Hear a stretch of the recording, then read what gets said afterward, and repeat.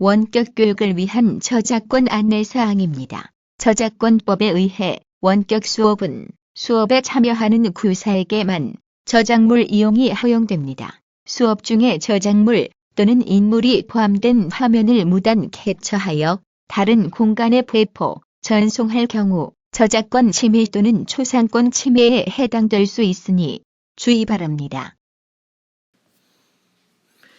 2020학년도 3학년 진로생활 수업을 시작하겠습니다. 2차 두 번째 수업이고요. 오늘은 4월 17일 금요일입니다. 수업 시작하겠습니다. 우리 인사 먼저 하고 시작해야죠. 우리 인사 아시죠? 차렷 인사 싫어한다고 여러분들한테 말씀드렸어요. 인사 한번 해볼까요? 안녕 살레시오. 네, 여러분들의 목소리가 들리지 않는 것 같은데 제 귀에 여러분들의 목소리가 들리도록, 또한 방에서 수업을 듣는 누구누구가 왜 이렇게 목소리가 갑자기 커졌지? 라고 이야기 들을 수 있을 정도로 한번 여러분들 크게 인사해 주셨으면 좋겠습니다. 안녕 살레시오. 네, 좋습니다. 윤지환의 목소리가 들리는 것 같아요. 기분 전환 차원에서 사진 하나 올려드릴 테니 정답을 맞춰주시면 좋겠습니다. 아시죠? 다음 슬라이드 하면 보여 하면 여러분들 주세요 하는 거 하는 겁니다. 다음 슬라이드 보여 주세요. 그림을 보고 연상되는 단어를 맞춰주세요. 네 글자입니다. 정답은 5초 드립니다. 5, 4, 3, 2, 1. 바로 정답은 출처 퀴즈코리아. 정답 뭘까요? 아시는 분은 카톡 보내주세요. 다음 슬라이드 보여 주세요. 그림을 보고 연상되는 단어를 맞춰주세요. 세 글자입니다. 정답은 퀴즈코리아. 5, 4, 3, 2, 1. 좋습니다. 역시 카톡 보내주시면 좋을 것 같습니다.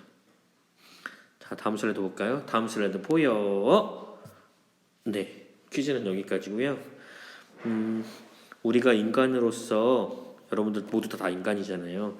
이 지구상에 우리는 살아가고 있는데 혼자 살아갈 수 없는 존재이죠.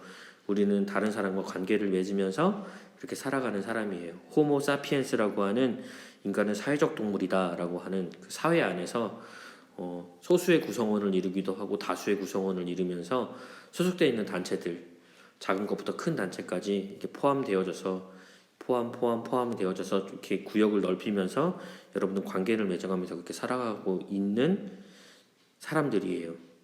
나 혼자서 살아갈 수, 무인도 안에서 살아가는 것처럼 나 혼자 동떨어져서 살아갈 수 없는 게 바로 인간입니다. 여러분들은 좀 더 넓은 세상으로 나아가실 거예요. 신부님, 저보다 훨씬 더 넓은 세상 안에서 관계를 맺으면서 글로벌하게 살아가는 세상이 여러분들 앞에 열려져 있을 텐데, 여러분들이 그 세상 안에서 어떻게 살아갈 것인가, 세상살이 그것들에 대해서 생각하고 그리고 공감하는 그런 일들이 많았으면 좋을 것 같습니다. 좋은 일도 있을 것이고 슬픈 일도 분명히 있을 거예요. 그 안에서 나는 어떻게 생각할 수 있는지, 그리고 어떤 점을 공감해야 하는지를 여러분들이 잘 파악할 수 있는 그런 멋진 살레시안이 되기를 바라해 봅니다. 오늘은 어떤 생각을 하고 무엇을 공감할지 한번 보도록 할게요. 여러분들이 수업을 듣고 있는 오늘 아니죠. 어제죠. 오늘 4월 17일이니까 어제 4월 16일이 어떤 날인지 아시나요? 어떤 날일까요? 우리가 0416이라고 했을 때, 그리고 빨간색이긴 하지만 노랑 리본 이야기하죠. 예. 바로 어제 4월 16일은 세월호가 진도 앞바다에 가라앉은 날입니다. 많은 사람들이 잊어버리진 않았지만 좀 많이 무뎌진 것 같기는 합니다.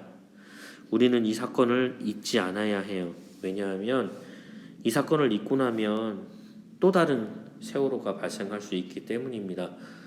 또 다른 세월호가 발생할 수 있다는 얘기는 뭐냐면 바로 나에게, 그리고 내 가족에게, 미래의 내 아이에게 이런 일이 또 생길 수 있는 여지를 그렇게 만들어주는 것이다 라고 생각해 보면 좋을 것 같아요.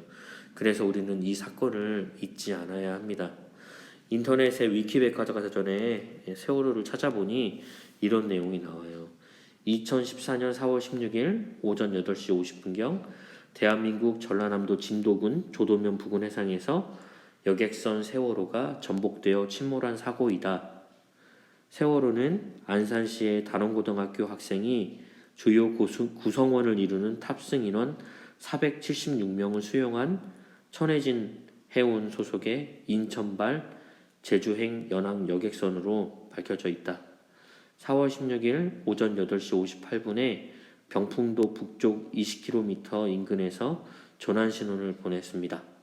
2014년 4월 18일 세월호는 완전히 침몰되었고 이 사고로 304명이 사망했고요. 그 안에 미수습자 5명을 포함하고 있습니다. 침몰 사고 생존자가 172명 정도 되는데요. 그 사람들은 해양 경찰보다는 약 40분 늦게 도착한 어선 등에 의해서 민박, 선박 등에 의해서 구조가 되었습니다. 해경이 애들을 구하지 않았던 것들에 대한 굉장히 여러분들이 기억해야 할 또한 사건 중에 하나입니다. 3년 동안 인양을 미루다가요. 2017년 3월 12일 제18대 대통령 박근혜가 파면되고 나서 12일 후인 2월 17일 3월 22일부터 인양을 시작하는 과정을 겪었고 그리고 3월 28일 국회에서 세월호 선체조사위원 선출안이 의결되었습니다.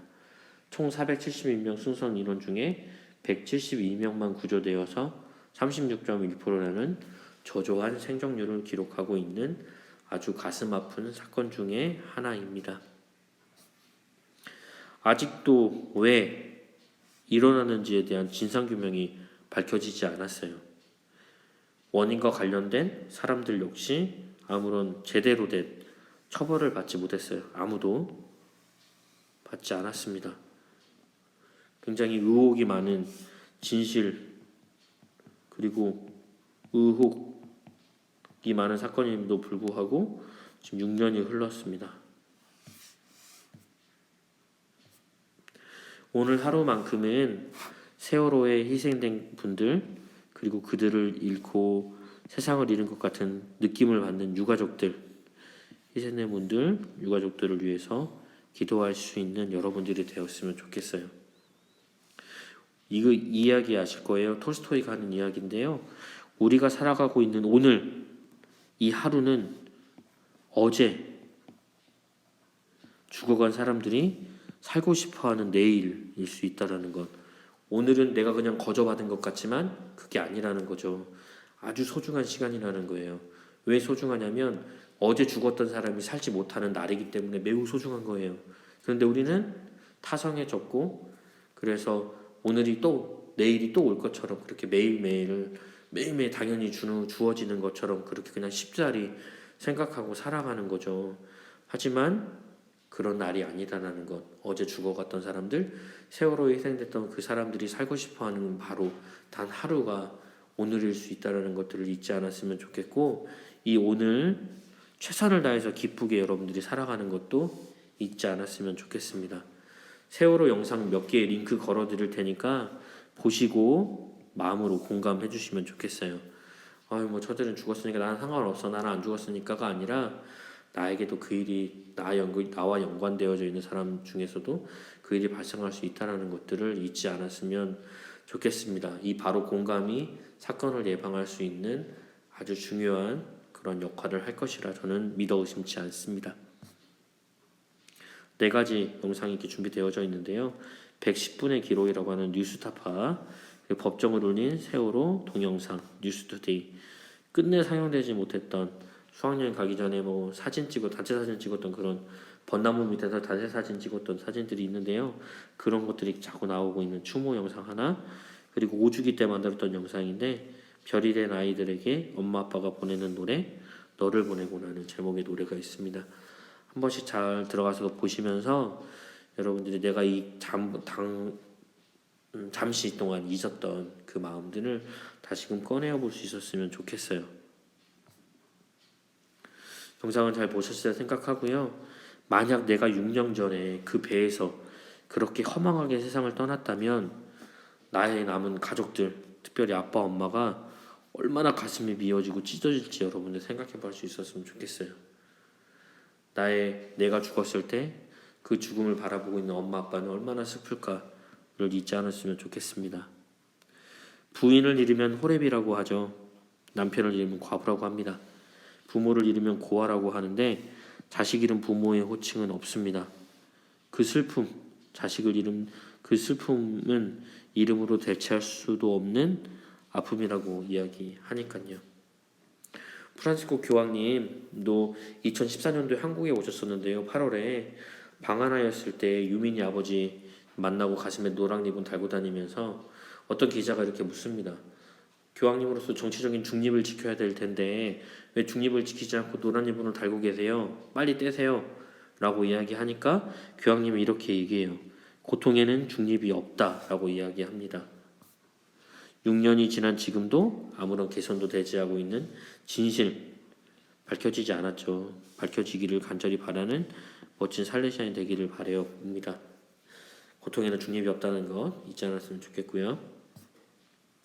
오늘은 특별히 주변 사람들, 특별히 엄마 아빠에게 사랑해요 라고 인사할 수 있으면 좋겠어요. 내가 오늘 어떻게 될지 모르지만 만약에 정말 불상사가 발생한다면 내일 엄마를 만날 수도 없다라는 것. 그래서 오늘 해야 할 일, 내가 오늘 가장 중요하게 여겨야 할 그 사람들에게 사랑한다라고 말해줄 수 있었으면 참으로 좋을 것 같습니다.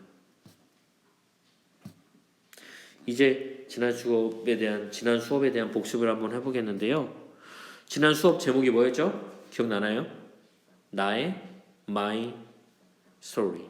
나의 뭐죠? 나의 스토리, 나의 이야기. 예. 나의 이야기예요. 옆 사람의 이야기 아닙니다. 예. 두 번째 문제 나갑니다. 어떤 방식으로, 어떤 방법으로 나의 이야기를 작성하려고 했죠? 마지막 봤던 영상 바로 스토리텔링 기법을 이용하는 겁니다. 3번 문제 나갑니다. 영상에서 나오는 스토리텔링 기법을 쓰면서 글을 쓰는 이유. 다른 기법들도 있을 텐데 왜 스토리텔링 기법을 이용하여서 글을 쓰는 것인가 라는 이유가 있었을 텐데요. 바로 그 이유 맞춰보세요. 구체적으로 쓰려고 하는 거야. 두 번째, 다양한 관점이 가능하기 때문에 그렇게 쓰는 거예요. 세 번째, 단순한 것을 좀 복잡하게 만들어 줌이라고 되어져 있죠. 정말 단순한 걸 복잡하게 만들기 위해서 이렇게 쓰는 거예요. 네 번째, 풍부한 내용을 바탕으로 쓰기 위해서 그렇게 쓴다라고 이야기를 합니다. 정답은 뭘까요? 네, 3번이죠. 복잡한 것을 단순하게 만들어주는 거지 단순한 것을 복잡하게 만들어주는 것이 아닙니다. 분명 나의 이야기 쓰셔야 됩니다. 쓰시고 계시겠죠? 성산이가 나한테 메일을 보내줬는데 우선 가지고 계세요. 오프라인 계약하면 자기소개 시간에 발표할 예정입니다. 그리고 써오지 않은 사람은 아시죠? 생기부에 작성이 될 수밖에 없다라는 것들 잊지 말고 잘 작성해 드리겠지만 그럼에도 불구하고 출석 점수도 여러분들 포함된다는 거 잊지 않았으면 좋겠습니다.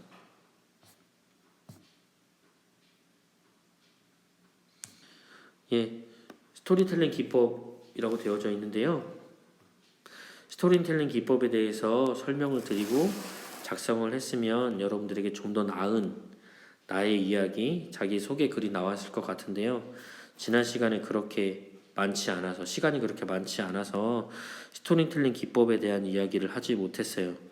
근데 이 시간에 스토리텔링 기법에 대한 설명을 좀 말씀을 드리고 싶습니다.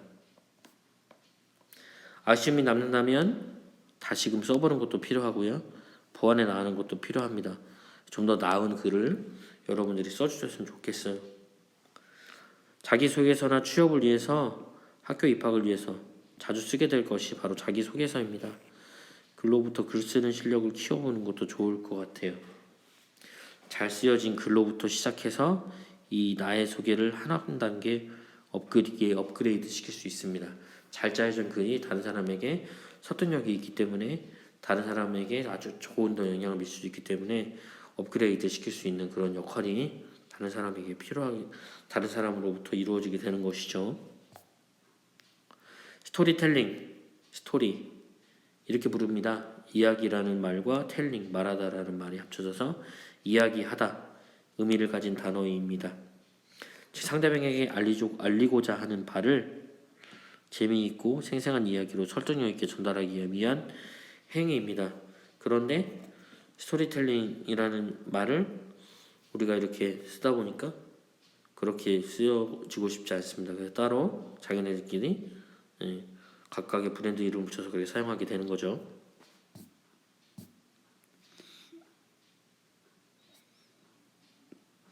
잘 써여진 글로부터 시작이 나의 소개를 한 단계 업그레이드 시킨다라고 여러분들을 이야기했어요. 이 한 단계 업그레이드 시키는 방법에 대한 소개를 여러분들에게 말씀을 드릴게요. 바로 스토리텔링을 잘하는 9가지 방법이 있습니다. 첫 번째, 주인공 나에 대한 분석이 매우 필요합니다. 나를 알지 못하는데 어떻게 나의 이야기를 쓰고 나를 소개하는 이야기를 쓸 거예요. 내가 누구인지부터 시작해서 매우 자세하게 기억할 수 있었으면 좋겠어요. 두 번째, 평생의 삶 속에서 신기한 이야기, 독특한 이야기가 있어야 합니다. 이런 것은 우리 모두가 알 법한 이야기는 피하고 정말 쇼킹하게 일어나는 일들, 또한 전혀 상상하지 못했던 일들을 이렇게 여러분들이 이야기를 해주시면 좋을 것 같아요. 그리고 너무 거짓말 같아도 이상하죠. 공상 만화 같은 거나 막 무협지 같은 그런 거면 필요하지 않습니다. 공감이 되는 이야기가 더 좋다라고 여러분들에게 이야기 말씀드렸어요. 물음을 던지고 그것에 대한 답변을 마련해 주세요. 예. 물음을 던지고 그리고 그것에 대한 독특한 답을 경험을 빗대어서 이야기하면 훨씬 더 좋은 그런 스토리텔링을 할 수 있다는 것. 자꾸 물음을 던지는 거예요. 그리고 그 대답, 그 물음에 대한 답을 아주 독특한 방법으로, 그러니까 특별한 방법으로 그렇게 기술을 해주는 거죠. 그리고 그것들에 대해서 빗대어서 설명하면 참으로 좋은 스토리텔링 이야기가 나올 겁니다. 제발 나를 영웅으로 만들지 마세요. 여러분은 슈퍼히어로가 아닙니다. 나와 너희도 같은 인간이라는 것을 알림을 통해서 인간의 이야기,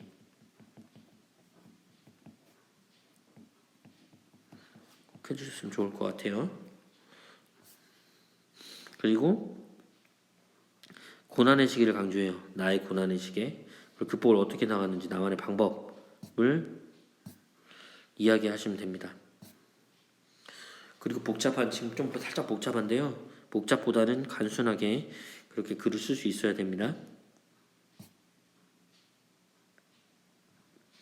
네, 스토리텔링 기법에 대한 다른 부분 또 수업해 보겠는데요. 스토리텔링 기법에서 기억해야 할 것들이 있어요. 바로 해야 할 것과 하지 말아야 할 것 두 가지로 준비되어져 있는데요. 해야 할 것, 우리가 기억해야 할 것은 바로 청중을 고려해야 합니다. 청중을 멍하게 만들지 말고 공감하여 웃게 하거나 울게 하는 것, 청중을 고려할 수 있어야 한다는 거죠. 진한 감동이 그 안에 머무를 수 있도록, 그 감동이 다른 사람을 좀 더 일깨울 수 있도록 우리가 해야 하는 것이죠. 청중을 고려하는 것. 그리고 반드시 이야기에 교훈이나 메시지가 있어야 의미가 담게 됩니다. 라면 하나를 끓이더라도 그 안에 의미를 담고 끓이게 된다면 훨씬 더 복음화에 좋은 역할을 할 수 있게 되는 거죠. 나의 삶의 경험에서 영감을 얻어야 한다. 다른 사람의 삶이 아닌 내가 경험한 이야기이기 때문에 더 재밌게 만들어낼 수 있으리라 생각해요. 하지 말아야 할 것이 또 있죠. 던트라고 하는. 무엇을 하지 말아야 하냐면 나의 삶에 기억될 만한 이야기가 없다고 생각도 안 하는 것이라고 합니다. 나의 삶 안 듣고 싶은 이야기 있잖아요. 저 사람이 안 했으면 좋겠어. 나 생각도 안 하고 있는데 이야기를 하는 거죠. 그런 이야기가 없다고 생각하는 건 매우 중요합니다. 나를 스스로의 주연으로 세우는 것 하지 마셔야 되죠. 정의가 아니기 때문이죠. 불필요한 디테일로 당신의 스토리를 과장하는 것, 절대 나의 이야기를 과장하면 안 됩니다. 2살부터 막 뭐 폭탄을 만들었고 이런 얘기 절대 하시면 안 돼요. 좋지 않은 영향력을 미칠 것이기 때문입니다. 스토리텔링이란 무엇인가? 이야기를 잘 쓰고 싶다면 이곳을 검색해 보세요. 세 곳. 스토리텔링 잘하는 법, 어떻게든 재미있는 스토리텔링, 스토리텔링의 4가지 구성 요소에 대한 이야기를 쭉 해보고 있어요. 이 사이트에 들어가서 검색하시다 보면 스토리텔링에 대한 어느 정도 이해가 이루어질 수 있다는 것들을 여러분들 볼 수 있을 것입니다. 잘 보시면서 한글 글 쓰는 데 도움이 된다는 것들도 잊지 마세요.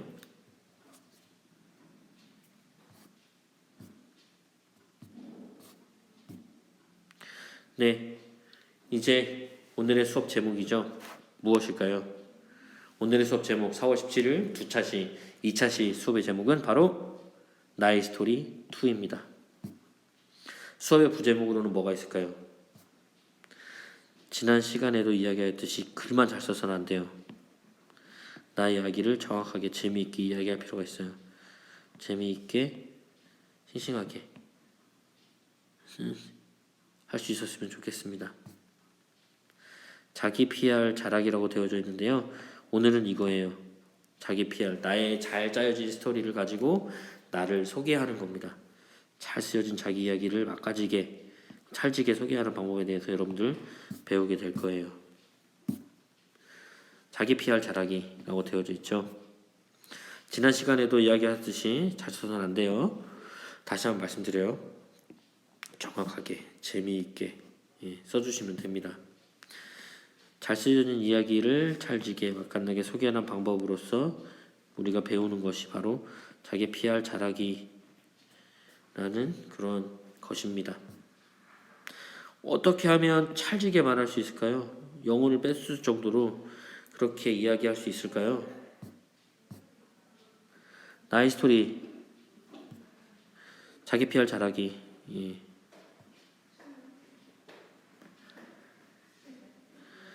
그것에 대해서는 영상을 한번 잘 보면 좋을 것 같은데요. 정선혜라는 사람이 있는데 강사인데요. 그 책도 썼죠. 저자입니다. 스토리의 마법이라는 책을 썼는데 그 저자의 강의를 잘 들어보시면 좋을 것 같아요. 제목은 끌리는 사람으로 만들어주는 스토리의 힘이라는 영상입니다. URL 걸어드렸거든요. 이거 URL을 복사해서 붙여넣기 해서 시청하시면 됩니다. 16분 23초짜리 영상입니다. 영상 보여주시면 좋을 것 같아요. 꼭 보세요. 영상 잘 보셨다고 생각하고 이어가면서 수업하겠습니다. 정선혜의 스토리 마법 저자의 강의 끌리는 힘의 강조점이죠. 강조점을 말씀드리는데요.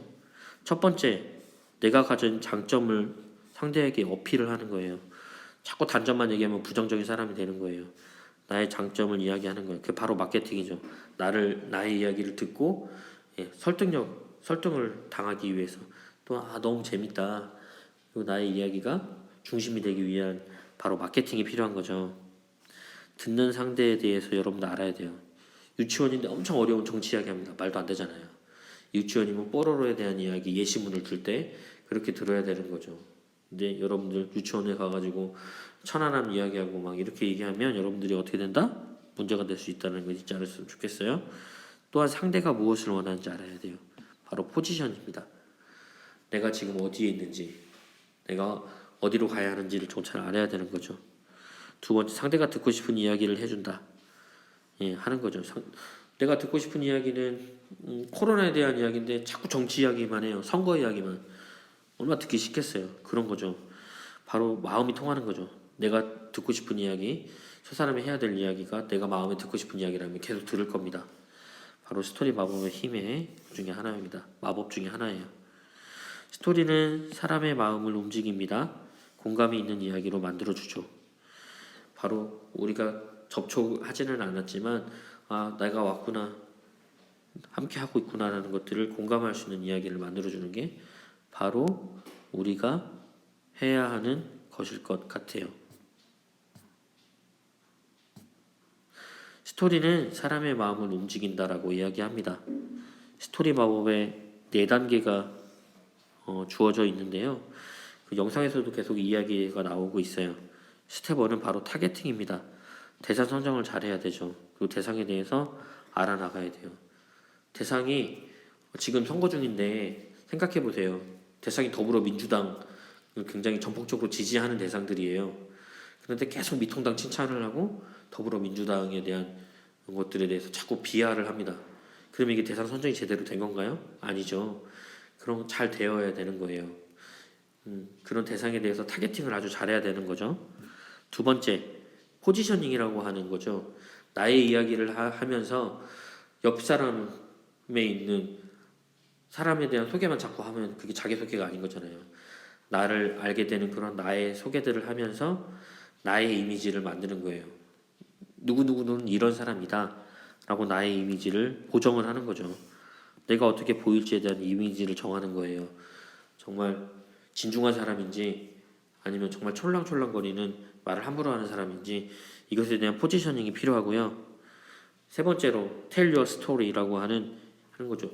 그 대신 나의 이야기를 들려주면 다른 사람이 더 쉽게 공감할 수 있게 되는 거죠. 갈등 있는 이야기로 흥미를 끈다라고 했는데 갈등이라는 건 이야기 두 개가 조금 감정의 골이 있는 거죠.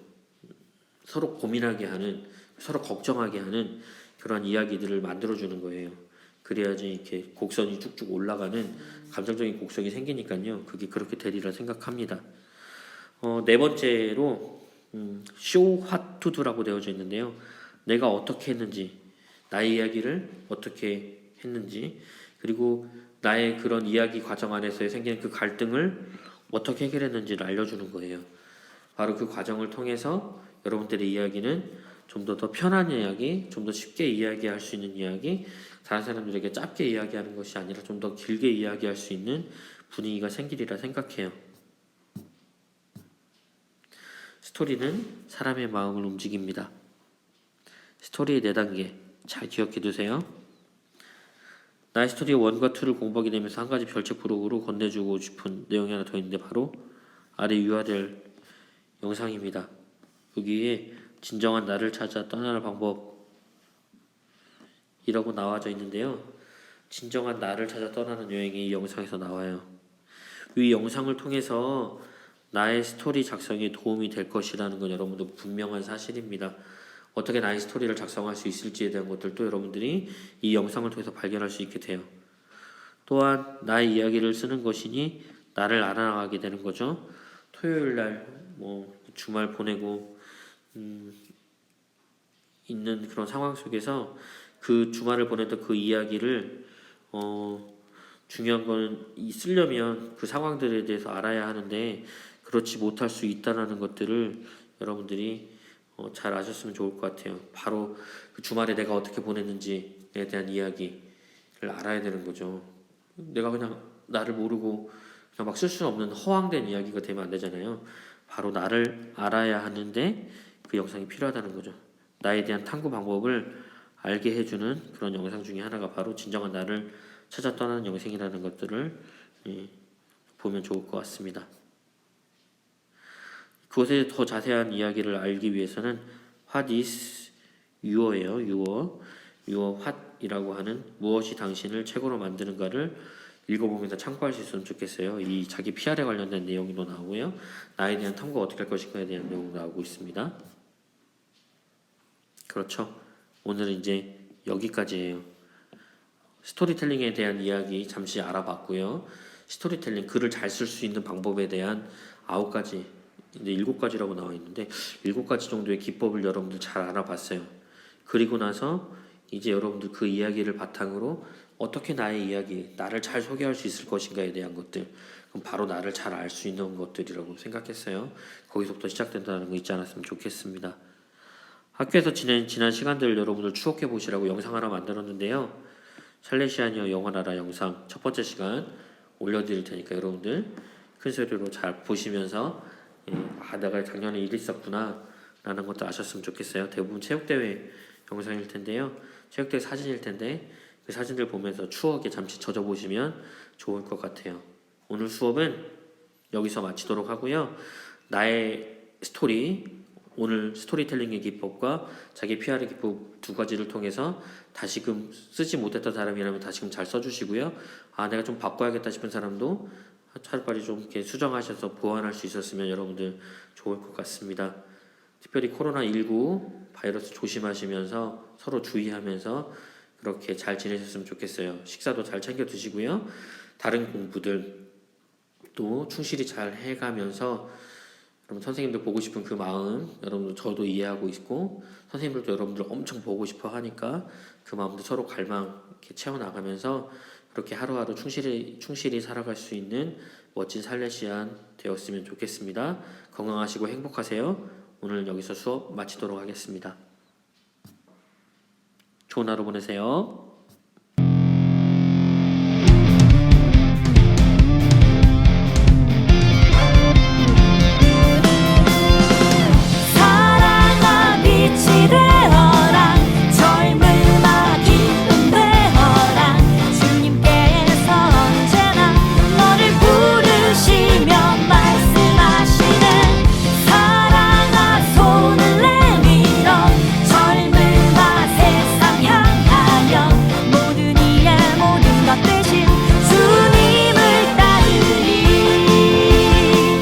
함께여서 더 잘